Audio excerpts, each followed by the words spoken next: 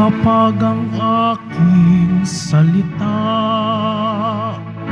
sa inyo'y naidambana, taglay niyo ang aking diwa. Hallelujah, hallelujah, hallelujah, hallelujah.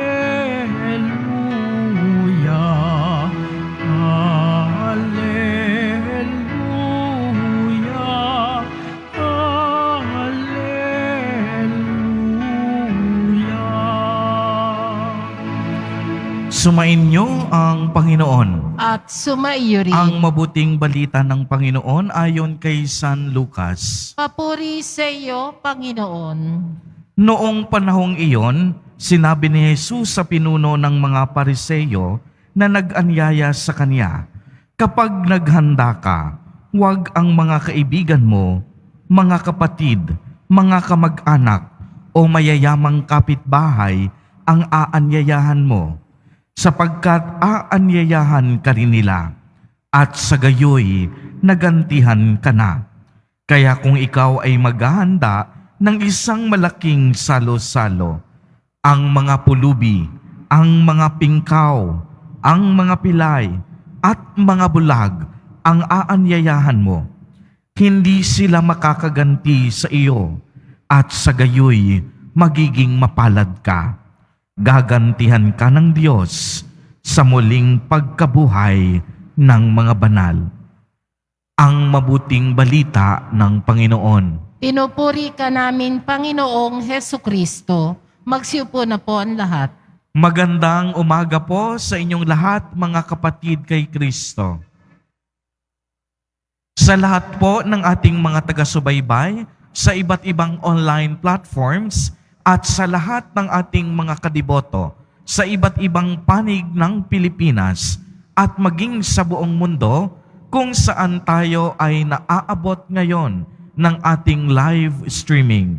Mapayapang umaga din po sa inyong lahat.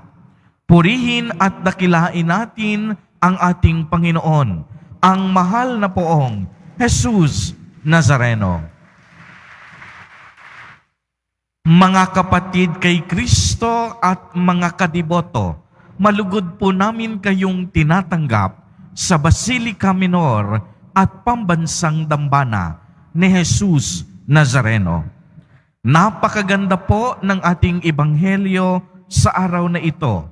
Maliwanag nating narinig ang paalala ni Jesus Nazareno na kung tayo ay magkakaroon ng tamang disposisyon sa buhay, malalaman natin ang tama at mabuti. Sinabi ni Jesus Nazareno na kung tayo ay magkakaroon ng handaan, huwag ang kaibigan, mga kapatid, kamag-anak o mayayamang kapitbahay ang aanyayahan natin. Sa halip, ang mga mahihirap at naghihirap, lalong-lalo na ang mga nangangailangan, ang mga nasa laylayan ng lipunan, ang dapat na ating inaanyayahan. Sapagkat kapag ginawa natin ito, tayo ay may gantimpala na hihintayin at matatanggap mula sa Panginoon. At ano ang gantimpalang ito? Ang gantimpala ng kaligtasan at ng buhay na walang hanggan. Naaalala niyo po ba noon si Glycel Palomar, ang 12 taong gulang na batang nakaantig sa puso ni Pope Francis nung siya'y dumalaw sa ating bansa noong 2025. Si Glycel po ay isang batang ibinandona ng kaniyang mga magulang. Hindi niya napigilang lumuha habang tinatanong niya ang Santo Papa. Ito yung tanong niya, bakit po pumapayag ang Diyos na may ganitong nangyayari kahit walang kasalanan ang mga bata? Marami ang mga batang pinabayaan ng kanilang mga magulang.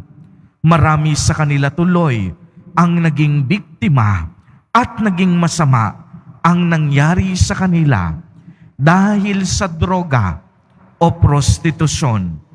At bakit kakaunti lamang ang tumutulong sa kanilang mga nangangailangan, tulad ng mga pulubi, ng mga pingkaw, ng mga pilay, at ng mga bulag na nabanggit sa ating ebanghelyo, kadalasan wala silang tinig para mapakinggan. Kaya naman, ano ang tugon ng Santo Papa? Sinabi ng Santo Papa, ang iyong katanungan ay walang kasagutan. Bakit labis na nagdurusa ang mga bata? Ang ilang mga katotohanan sa buhay ay nakikita lamang natin sa pamamagitan ng mga matang nilinis ng mga luha.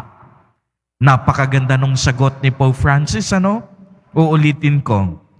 Ang ilang katotohanan sa buhay ay nakikita lamang natin sa pamamagitan ng mga matang nilinis ng luha.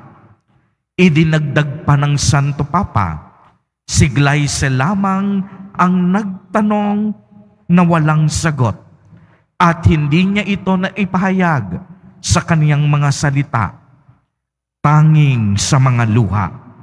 Bakit sobrang naghihirap ang mga bata na wala namang kasalanan? Kapag ang puso ay kayang magtanong sa sarili at umiyak, saka natin ito maiintindihan. Alam po ninyo, matapos ang testimonya ng bata, nilapitan ito ng Santo Papa, hinaplos, niyakap, habang ang bata ay tahimik na umiiyak. Dinagdag pa ng Santo Papa, kailangan nating tanungin ang ating mga sarili. Natuto na ba akong umiyak para sa mga taong nangangailangan ng aking tulong? Natuto na ba akong umiyak para sa mga taong may problema? Natuto na ba akong maging maawain at mahabagin sa kanila? Tunay na ang pananampalataya ni Gleisel ay kumurot sa puso ng milyong-milyong Pilipino. Mga kapatid kay Kristo at mga kadiboto, katulad ni Gleisel na tinalikuran at binaliwala ng mundo, sila rin ay bahagi ng kaharian ng Diyos.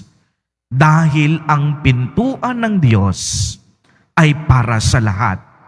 Hindi lamang ito para sa mayayaman, sa mga profesional, at sa mga matataas sa lipunan.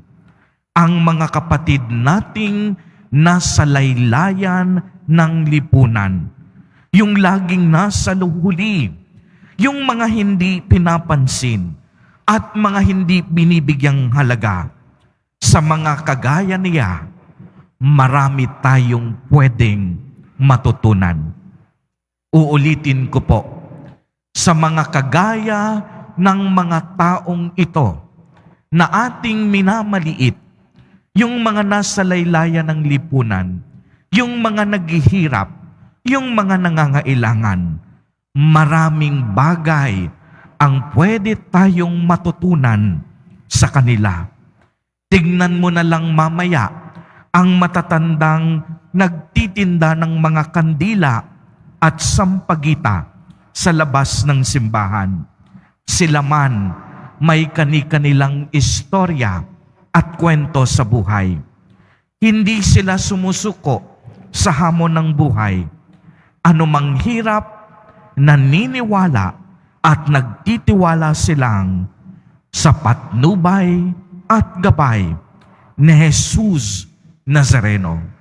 Silang madudumi, silang mga dukha, sila rin lagi nating tatandaan, bahagi ng kaharian ng ating Diyos.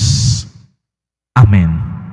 Purihin at dakilain natin ang ating Panginoon, ang mahal na poong Jesus Nazareno.